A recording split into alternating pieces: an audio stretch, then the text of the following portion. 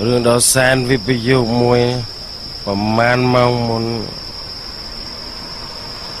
ឯងនៅក្នុងបារមួយ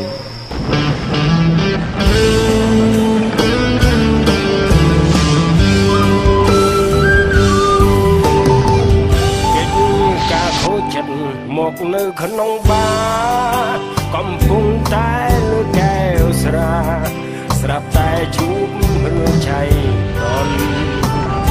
ពួកគេនាំគ្នាចូលមកឲ្យខ្ញុំស្លោស្លន់គិតលុយសឹងមិនទាន់មិនចង់ជួបមនុស្សអាក្រក់ចង់រៃរឿងអីអ្នកគិតលុយសួរសួរមកឲ្យខ្ញុំខឹងជួលថាប៉ាពួកគេនោះដែលអត់ខ្ញុំក្រមីក្បាល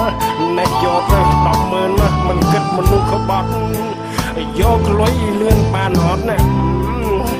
ខ្លាចទុកអារម្មណ៍មិនបានហេតុអ្វីជួបគេពេលដែលខ្ញុំចង់គិតគេបាញ់ឈឺចិត្តចង់កម្មពីគ្មានស្រាលស្រាលខំទុកទឹកភ្នែកតាំងចិត្តក្លាហានឈឺចាប់ប៉ុន្មានលះទុកខ្លាចចាញ់ចិត្ត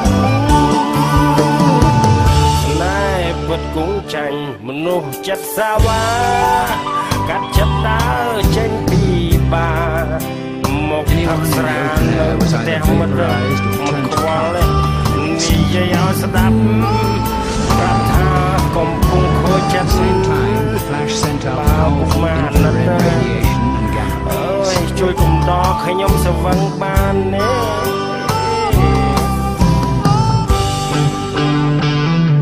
ហឹកមិនដាច់កំពុងតែខូចចិត្តផងមិនដឹងមកពីណាពីណេះឲ្យឯងចេញលុយ100000កំពុងតែឯង100000ត្រូវជាលុយ$25យ៉ាប់មែនតែក្រែលដែរហ្នឹងអើយ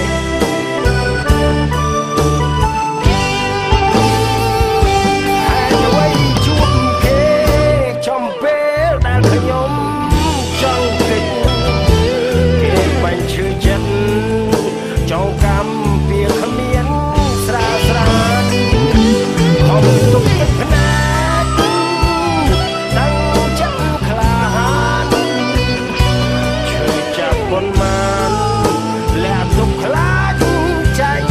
ចិត្ត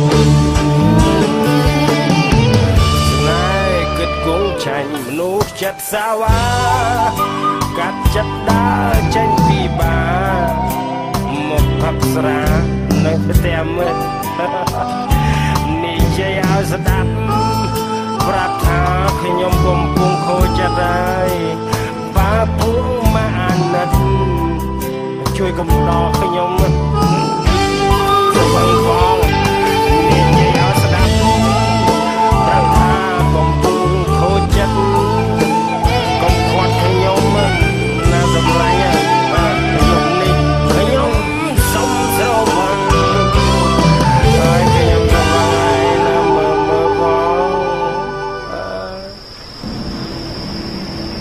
Anyone in the open air was either vaporized or turned to carbon in an instant.